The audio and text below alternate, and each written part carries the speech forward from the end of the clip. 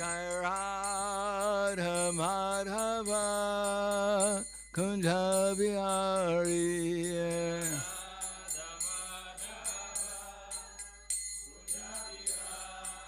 Jai Radha Madhava Kunja Bihari.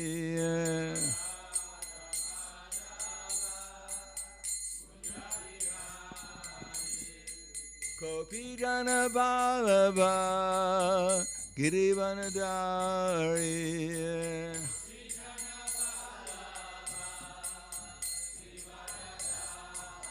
Gopi Jana Vallabha Girivanadari.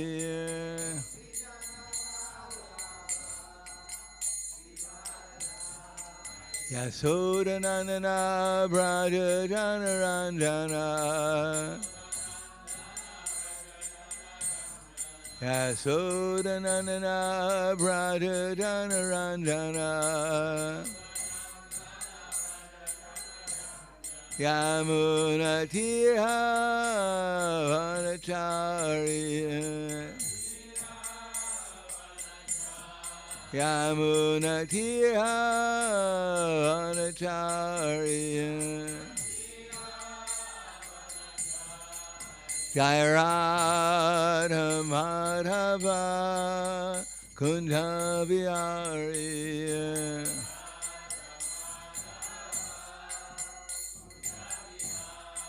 Jai Radha Madhava Kunja Bihari.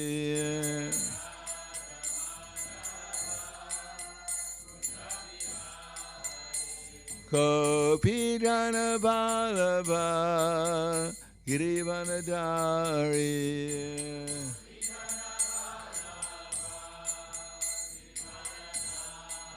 Gopi Jana Vallabha Girivanadari.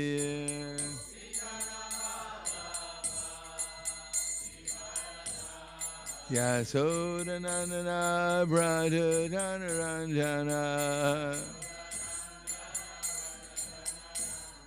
Yasodanandana Braja Janaranjana. Yamuna Tira Vanachari. Yamuna Tira Vanachari. Jai Radha Madhava Kunja Bihari.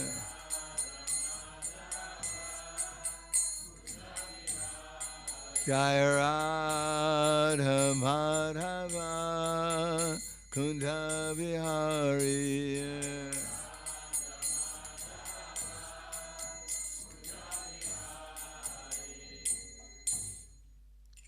Jayam Vishnupad Paramahansa Brahmadakacharya Asadhara Satushi Shiman. His Divine Grace Shri Bhaktivedanta Swami Maharaj Srila Prabhupada Ki Jai. Gaur Premanande Hariva Slavas of Rani Bhaktam Slava Shigurui Shiguranga. Oma Gyanatvimanandasya Gananjana Salakaya Chaksura Militam Yena Tasmai Shri Gurave Namaha.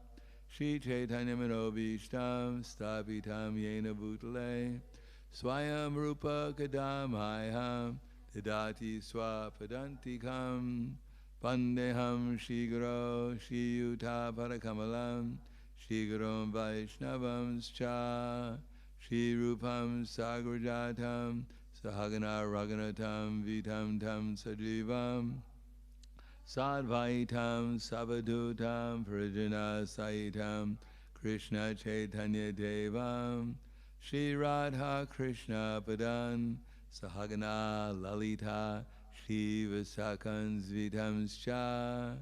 Hey Krishna Karna Sindho Dinabando Jagatpate Gopesha Gopika Kanta Radha Kanta Namostute Takanshena Gora Radhe Vrindavaneshwari Prishubhanu Sudade Swami Hari Priye Vanchakapa Drubhyascha Kripa Sindhubhyevacha Patitanam Pavanebhyo Vaishnavebhyo Namo Namaha Shri Krishna Chaitanya Pranitinanda Shri Advaita Gadadhar Shivasati Gaur Bhaktivinoda Hare Krishna Krishna Hare Hare Hare Rama Rama Rama Hare Hare Om Namo Bhagavate Vasudevaya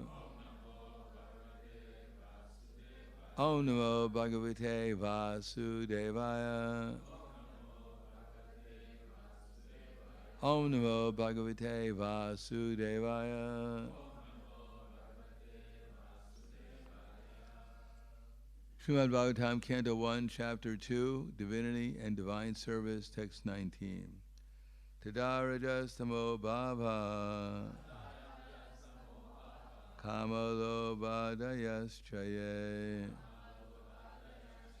cheta eter anavidam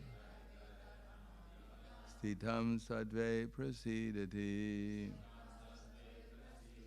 Tadarajastamo bhava kamalobhadayaschaye Cheta eter anavidam Stitam sadve prasidati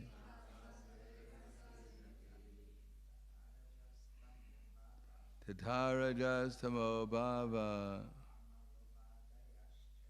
Kamalobhadayaschaye Cheta eter anavidam Stitam sadve prasidati Tadarajastamo bhava Kamalobhadayaschaye Cheta eter navidam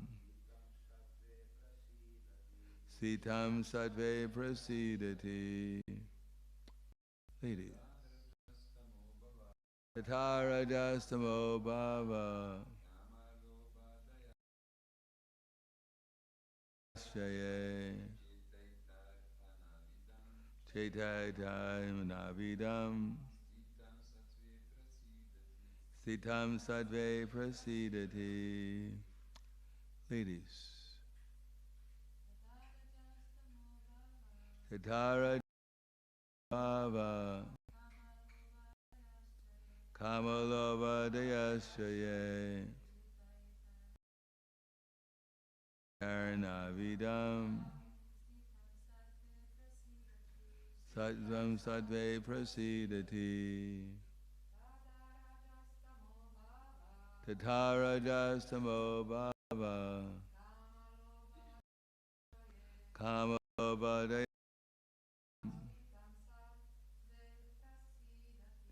Stitam sadve prasidati Tada at that time Raja the mode of passion Tamaha the mode of ignorance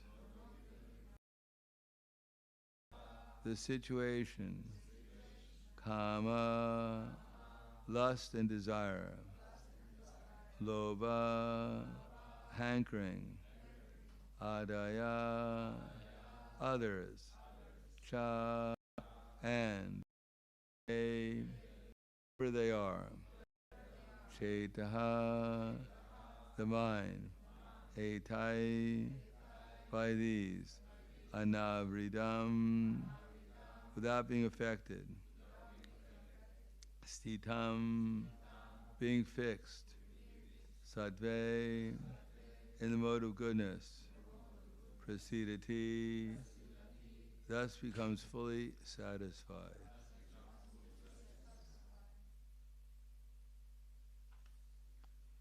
Translation and purport by His Divine Grace, A.C. Bhaktivedanta Swami Srila Prabhupada.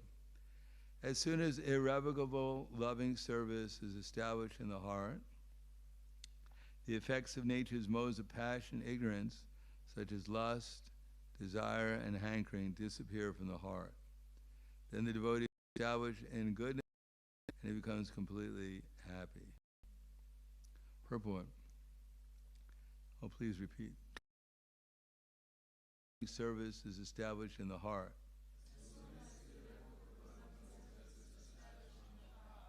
The effects of nature's modes of passion, ignorance, such as lust, hankering, disappear from the heart. Then the devotee is established in and he becomes completely happy. Purport. A living being in his normal constitutional position is fully satisfied in spiritual bliss.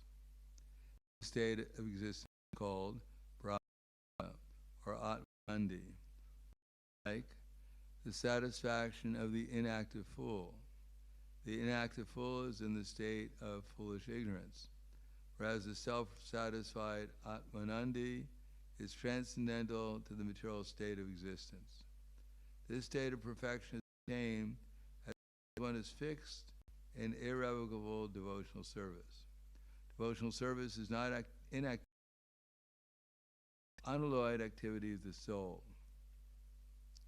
The soul's activity becomes adulterated in contact with matter, and as such the disease activities are expressed in the form of lust, desire, hankering, activity, foolishness, and sleep. The effect of devotional service becomes manifest in the elimination of these effects of passion, ignorance. The devotee is fixed at once in the mode of goodness, and he makes further progress to rise to the position of Vasudeva, or the state of unmixed sattva or Shuddha sattva.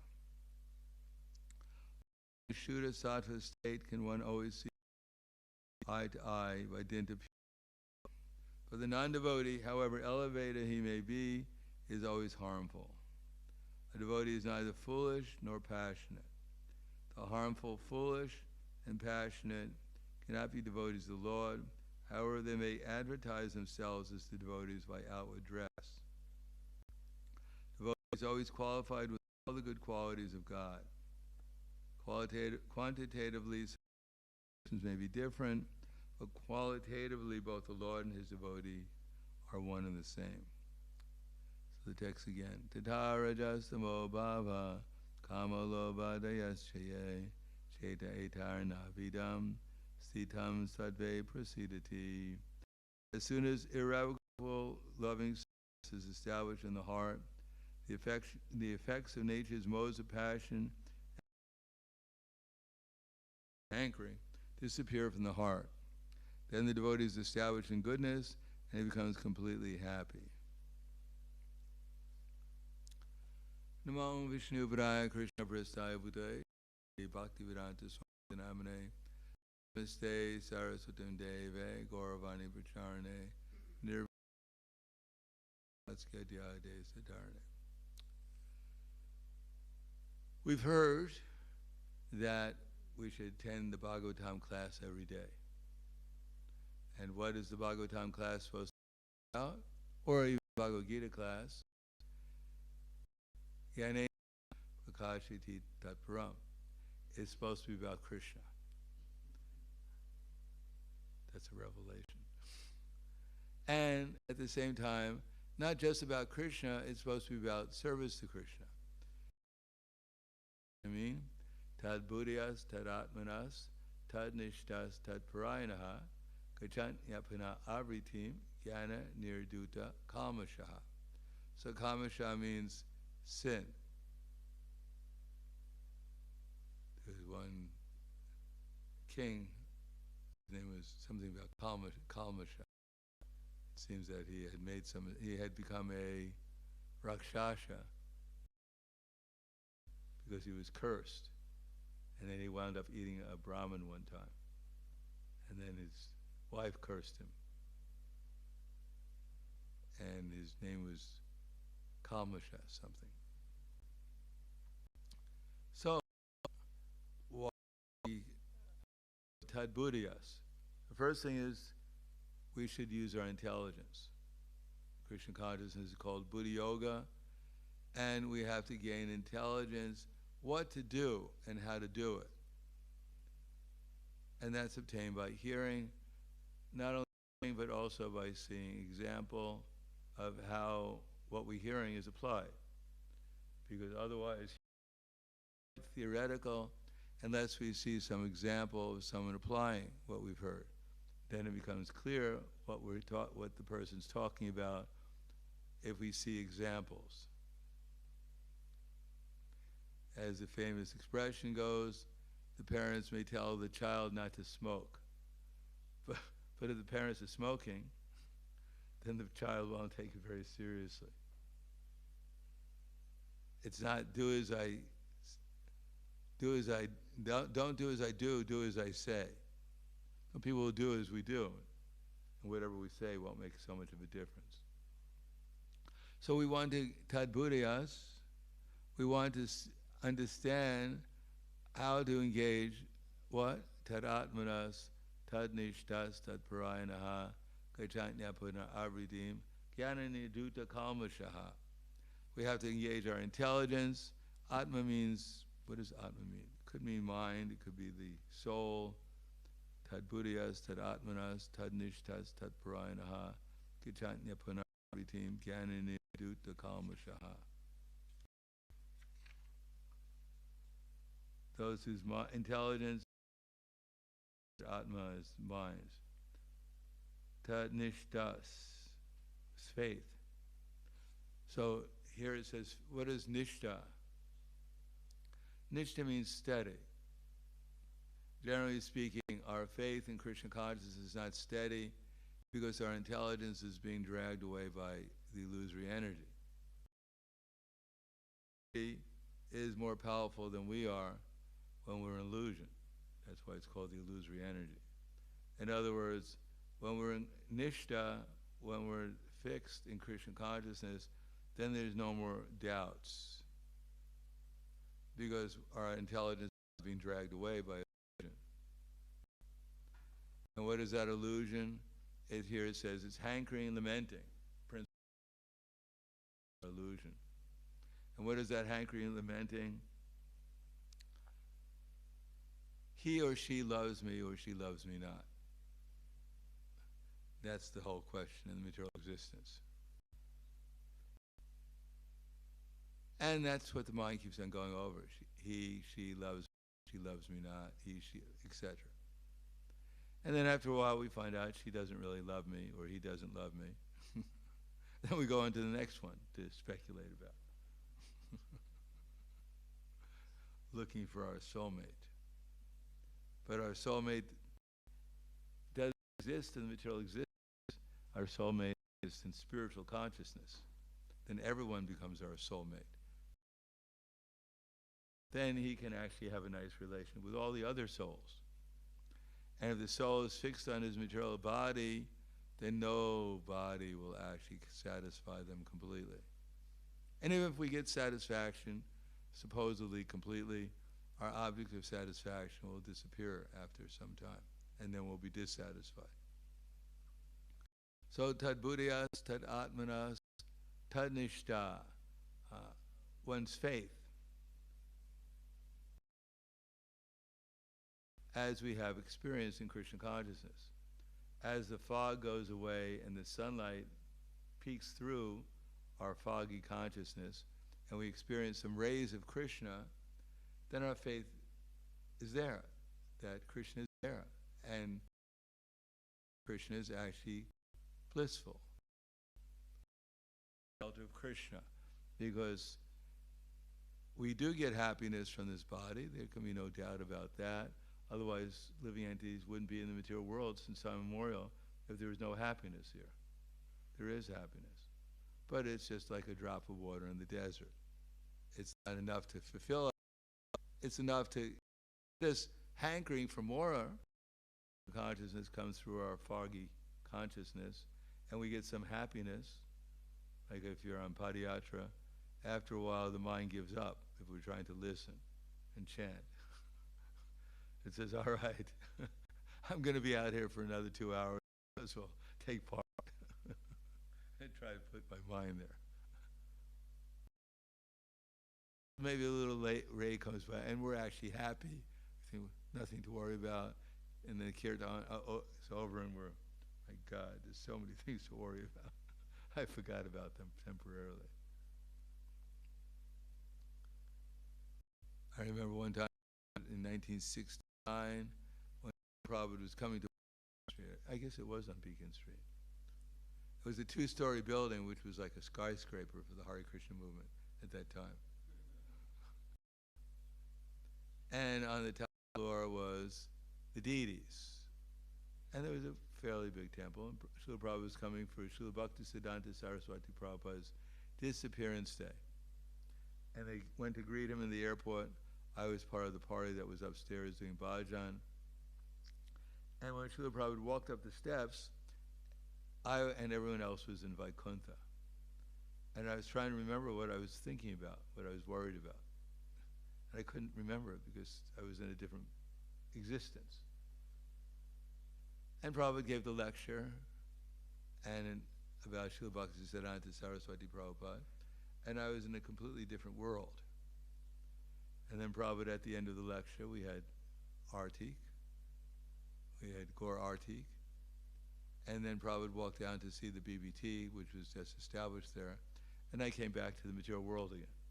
And then I could remember perfectly everything I was worried about. So there is a space where one gets associated with Krishna's devotees and with the process of devotional service, one enters into another level of experience. And that causes one to have this faith and the desire to enter back into that experience again. Otherwise, why are we here? If we chant Hare Krishna, we enter into another level of experience, and then it disappears, and we can't get back there. We wouldn't stay around here for very long. Unless we had hope, faith, that if I take shelter of the process again, then I'll come back at least to that level of experience, if not a higher level of experience. And in that level of experience, there's an absence of worrying. Masuchaha. What's going to happen? And why didn't it happen like I wanted it to happen? What went wrong?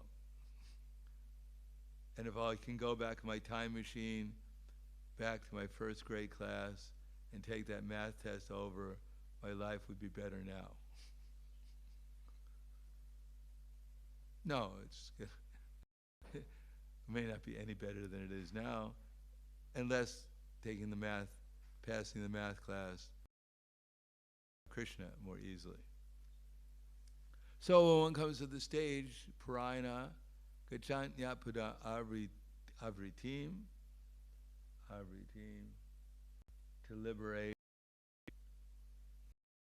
Then when we're actually liberated to some extent from Ruchi, we're more or less liberated. Our mind doesn't bother us anymore. We're actually in the present all the time.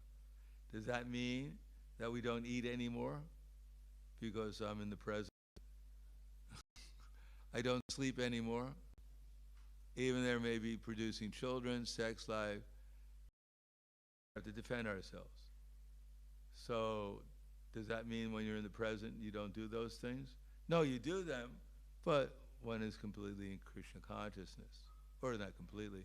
One is at least not disturbed by whether one is going to be successful. Every activity becomes wonderful.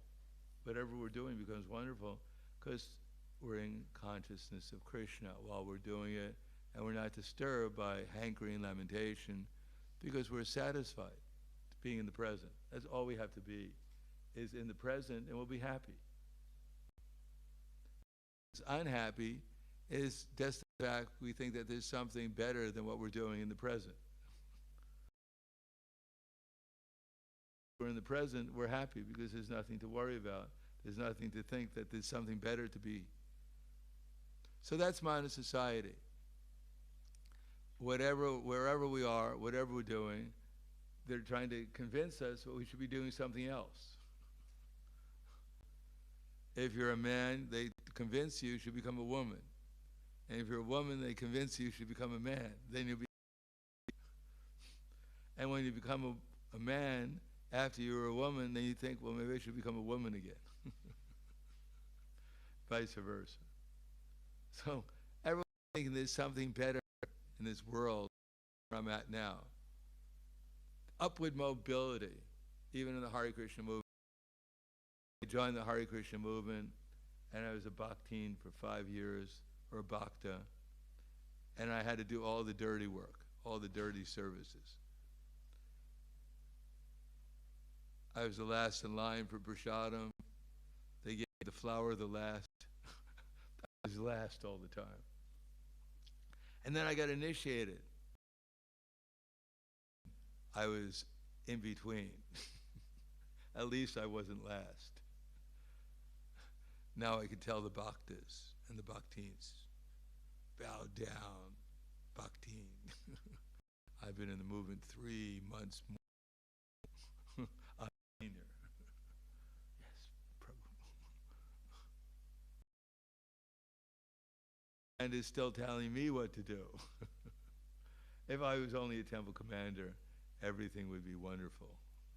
And we become the temple commander, and everyone's saluting us, paying obeisances. We're directing the whole temple. Almost there. Vice president. Upward. President. Tomorrow I'll become zonal supervisor, GBC, Acharya, Shaktavesh avatar. Then it's me and Krishna forever.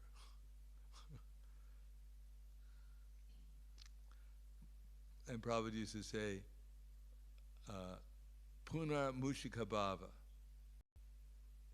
And Prabhupada would say, do you know that story, Punar Mushika Bhava? Everyone knows that story. Mouse came to a saintly person and said, my dear saintly person, I have some problem. And the saintly person said, what's your problem? He said, cat. Oh, you want to become a cat? Tadashtu, so be it. So the mouse became. A week later, the cat comes back to the saintly person. So you have a problem? The saintly person tells the cat, dog. Oh, so you want to become a dog? Okay. Tadashtu, so be it. Week later, he comes back. What's your problem? So you want to become tiger? Yes, tadashtu. So then the tiger is looking at the saintly person and growling. And so the saintly person says, so you want to eat me? The tiger says, yes. Puna mushika bhava. So again, become a mouse. And the mouse crawls away.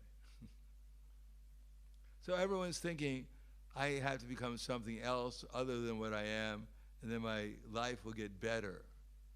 This is the disease of material existence. It's called hankering. And as soon as we work hard to get what we want for, and then we're disappointed. There's something more. Tasyaiva heto prayate dekovida. Everyone's going up and down the material universe looking for the perfect situation. It says even Brahma, Krishna says, is unhappy. What to speak of ourselves? We're thinking, I'm unhappy, there must be some reason for it. And people are giving us so many reasons.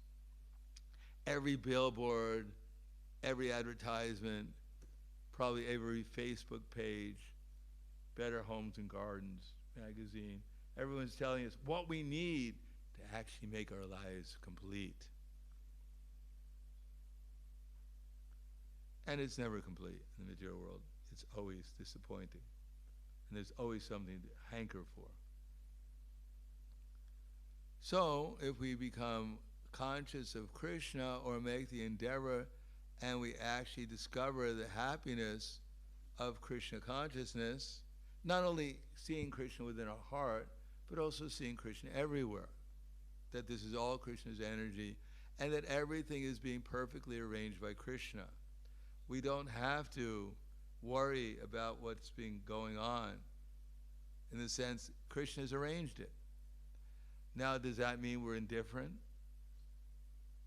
A little baby's in the street and a car is going to hit it, and we think, well, anyhow, this is Krishna's arrangement. Good luck, kid. Is that how a devotee thinks? I'll pick the pieces up afterwards. No, he goes to save the little child in the street because he knows that's what Krishna wants. That's called devotional service. Devotional service is not indifferent to the sufferings of living entities in this world. Otherwise, why are we going out on padayatra? We have nothing better to do than go out in the hot weather and to places that we don't even know and chant Hare Krishna. No, we're going out because we understand that everyone is Krishna's servant and everyone needs the Hare Krishna mantra. Everyone needs to associate with Krishna. That's what they're missing. That's why they're going to the mall. They're looking for something to add to their lives to make their lives more complete. But if they add the Hare Krishna mantra, if they hear Hare Krishna, then their lives will actually become, their soul will actually find what it's looking for, the missing piece, which is Krishna. And if we have Krishna, then we get everything. As one probably once wrote to a Gurukul student who sent him his mathematic work. So Srila Prabhupada wrote back to him, he said, it's very nice that you're learning math, that 2 plus 2 is equal to 5, and 5 plus 2 is equal to 7. But you should also learn this math, that as 1 plus 1 is equal to 2, so Krishna plus anywhere is equal to Vrindavan. So if you always remember Krishna, then you'll always be in Vrindavan. So that's what we're giving to people. We're giving them the chance to come to Vrindavan and actually experience transcendental enlightenment and pleasure forever. So it may seem like these are some crazy people out in the sun, jumping up and down, trying to sell us their books. Maybe they need the money to get something to eat, because maybe they're hungry. They have no work. So maybe we'll buy some book from them, just so they can jump up and down. Otherwise, they'll fall on the ground. That's what people usually think, like Kulavekar Sridhar. His house, we were told, the first padayatra I went on, which was Mayapur Manda Parikaram, and I think it was probably 30 years ago, maybe a little bit more than that. It was probably 1980 something. It was the first Mayapura Parikaram, and one of the first places we went to was the Jagannath Mandir. And next to the Jagannath Mandir, we were told that's where Kulavekar Sridhar had his little hut. So Kulavekar Sridhar, he was living in a hut, but he was so poor that there was no roof, practically speaking. And he had an iron pot which was rusty because he couldn't afford. Because his occupation was selling bananas. Now, if you go to Bengal, bananas are everywhere. How can you make a living selling bananas? If you walk down the street, some banana may fall from the tree and hit you on the head. There's so many of them. But he was making a living selling bananas, banana leaves, banana flowers, etc. Not a big business. So therefore, he made very little money. He made a few pice a day. And he gave half of that to the worship of the Mother Ganges. But he was a great devotee of Lord Krishna, Chaitanya Mahaprabhu. And so, at night, he would be chanting Hare Krishna. So the people thought that this foolish person, he keeps on chanting Hare Krishna instead of worshiping Durga, and therefore he's not getting any material wealth. Look at his house. He doesn't even have a roof. Look at his he doesn't have a kitchen. All he has is rusty pot. and all he has to eat is some bananas. So probably because he's not worshipping Durga, he's hungry all the time. So at night, he's howling. His chanting Hare Krishna was, at night, people thought was howling. So we can't sleep because this man is howling all night out of hunger. So we should pick up his hut and throw it into the Ganges. And therefore we won't have to be disturbed at night. But Kulavekar Sridhar was a great devotee of Chaitanya Mahaprabhu and Krishna. And therefore when Chaitanya Mahaprabhu was having his Mahaprakash, 22 hours of revealing himself to his devotees, then one of the devotees who came to see him, Chaitanya Mahaprabhu asked, go get Kulavekar Sridhar. Kulavekar means one who's selling bananas. So no one knew who he was. He wasn't famous. No one was talking about him. They just thought he was an ordinary banana seller. So they were surprised, who is this Kulavekar Sridhar? They found out where he was, and they brought him to Chaitanya Mahaprabhu. And Chaitanya Mahaprabhu revealed his form as Krishna and Balaram. Because Kulavekar Sridhar was a devotee of Krishna and Balaram. So Krishna and Balaram told him, or asked him, what would you like? I'd like to make you the Lord of the whole universe. And Kulavekar Sridhar said, I don't need that. All right, I'll give you all mystic powers. No, I don't want that. No, I don't want that. So what do you want? I just want that you, in the form of Chaitanya Mahaprabhu, a little Brahmin boy, come to me every day and steal my banana leaves and flowers. That's all I want. Because he was in ecstasy. He was in love with Chaitanya. Therefore, that's all he wanted. Nothing could surpass that. Everyone's talking about that. Love, love, love in the material world. How wonderful it'll be when I fall in love. I was trying to fall in love, whatever they call it. And it's like bubble gum. You know what bubble gum is? Chewing gum. There's some sweetness in it, so you chew it and chew it and chew it, and after a while the sugar gets out of the gum, and you're just licking your jaws. So the result is you just spit it out.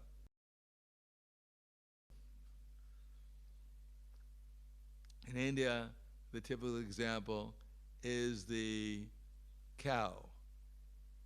If you go to India, they have these sugarcane machines. And people in India are very economical, never waste anything.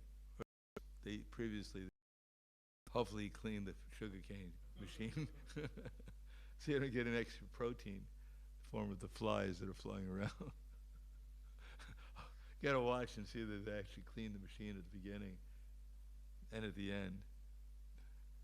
So he's grinding the sugar juice is coming out, putting it through the press, and the juice is coming out. And he takes just pressed and puts it back in the machine again until not a drop is left, apparently. And then he throws the sugar cane. But the cows come along. So their teeth are even stronger than the grinding, than the thing that's grinding the sugar, not exactly grinding, that's pressing the sugar. So they chew it and get some sugar out of it. And then they spit it out. Another cow comes along, oh, sugar cane. Free on the ground. And they pick it up and chew it, trying to get one drop out of it and spit it out. So all day long, cows are coming along and the pressed sugar cane, and they're chewing and spitting it out. And there's nothing left. There's no juice left. But they're trying. So that's material existence. Trying to squeeze some juice out of something there's no juice. And then you spit it out. Go on to the next thing, looking for something that has some juice. But there is juice, and that juice is transcendental. In other words, the juice that we're looking for is unlimited. To take the glove off our tongue. It's there if we chant offenselessly the whole. We're covering our consciousness with offenses when we're living according to material existence, when we're doing things which will simply cause us to hanker and lament, and therefore have relationships which are not satisfactory with others, because the material world is a business place. This is where we come to do business. I scratch your back if you scratch mine. And if I scratch you twice and you only scratch me once, then I lost the business deal. Therefore, all the relationships that's going to Queen Kunti that we're trying to establish in a loving relationship fail because it's a business relationship. I give you something with the idea that you're going to give me something in return. What I'm hankering for, I do a business deal with you, I give you what you're hankering for, and therefore, if I get back what I want, then we have a nice relationship. But if you cheat me, if you don't give me what I want, if you give me less than I give you, then I become angry. I feel like I've been cheated. And what to speak if you threaten to take something I have from me, then I feel attacked. One point I say I love you because you're fulfilling my desires, and the other, my desires, you're threatening me, my desires. So the material world is a place of business. I need so many things, and those who give me what I want, they're my friends, and those who threaten to take away what I want or what I have, they're my enemies. So the whole world is full of enemies. And people who are useless because they don't either help me or threaten me. So they're useless, they're just, decorations for the world. But the real world is my friends and enemies. So this is not a very happy world to live in, where we're working hard to get what we want, and it's never exactly what we wanted. And it never lasts as long as they tell us it's going to last. I love you forever. Why did you die? Where did you go? You cheated me. I gave you everything and you left. Either you ran away with someone else.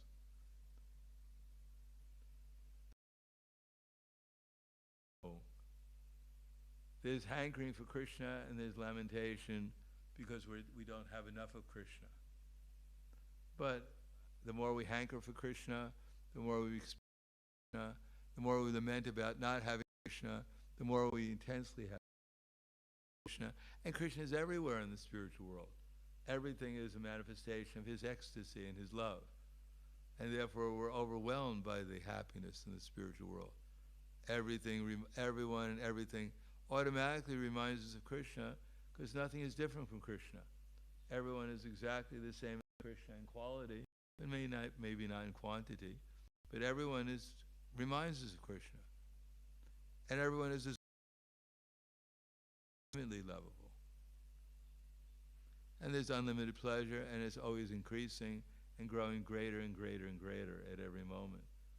So there's nothing to hanker for because we have more than we could ever imagine. And here then there are causes to be joyful for. So that's our choice. Whether if we come to the platform, or at least strive to focus our minds upon Krishna, just like in Padayatra, we have no choice after some time. There's nothing else to do. All the people we're looking at walking like they're morose, so we give up the idea we should go where they're going. They all look like they're going to a slaughterhouse or a funeral or something. So we decide maybe I should concentrate on the holy name. And we do, and we get some, wow, where am I? It's not that anymore. I'm not worrying about what time it is. It all seems like I could be out here for a long time. Don't worry about it. It's actually getting nicer. There's another world out there I can actually enter into. That's if I want to. So that we can do. That's what we're doing. And therefore we're trying to do this to others also, this opportunity. So that if they had a book, they seem to be pretty happy chanting. This philosophy seems a little complicated, but maybe there's something to it. Maybe I'll go and ask them, what is this thing about that you gave me, anyhow? This philosophy. Then we can find out they should come to Krishna too. Any questions? Yes.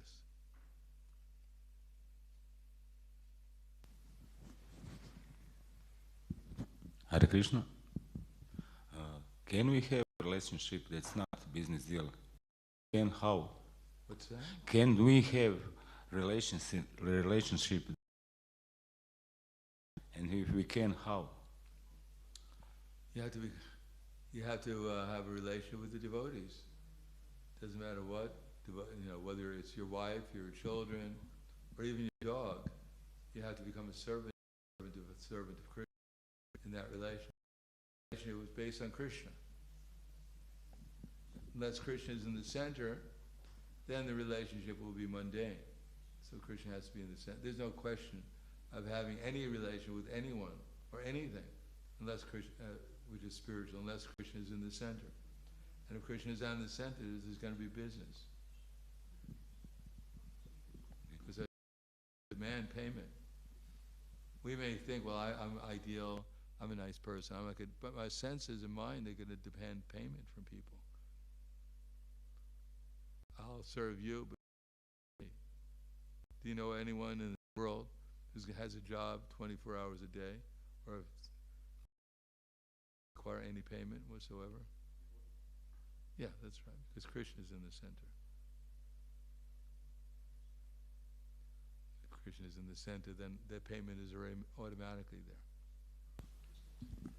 there. Hare Krishna. Didn't Kadamba Muni and Devahuti also have this deal? They agreed to have a child, then Krishna was in the center. That was one deal, and a lot of more like this. Well, that's not business, that's Krishna consciousness. You follow the Varnashram system that Krishna created. As a sannyasi, to preach. And she stayed back to get instructions from her son, who happened to be God himself, Pila Muni. So it's like transcendental deal. That's right. Spirit. They're in the Bhagavatam. Otherwise they wouldn't have made it.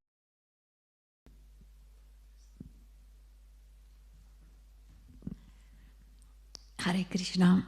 My question is, if you are steady in Krishna consciousness, quite calm that you serve material life, then some experience come which drags you so powerfully, and you know that it's maybe immoral or something, but you are dragged into it.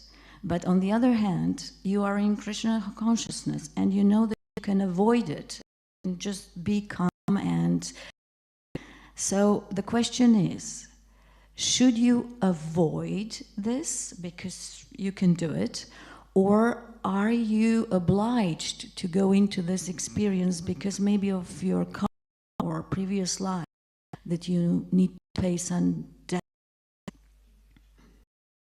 When we're challenged, then we have to rely more upon Krishna. Mm-hmm. And that's our advancement in Krishna consciousness.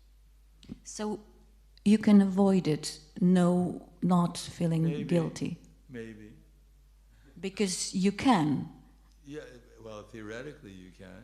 Depends on how much you take shelter of Krishna. If you're prepared to take shelter of Krishna, then you can avoid it.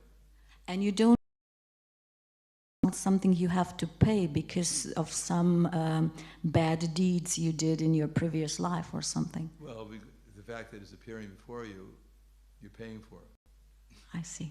Thank you. But you can transcend it.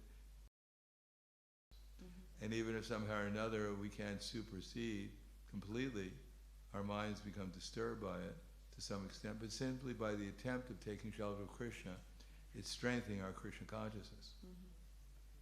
And also it's making us humble. Because otherwise we think, oh, I'm liberated, I'm strong spiritually, I'm advanced. And then someone comes along and shows we can take shelter of Krishna more. So we should stay humble and just steady in Krishna consciousness. Yes. Thank you. Hvala. Grantaraj Srimad Bhagavatam Ki Jai. Srila Prabhupada Ki Jai. Lord Brahman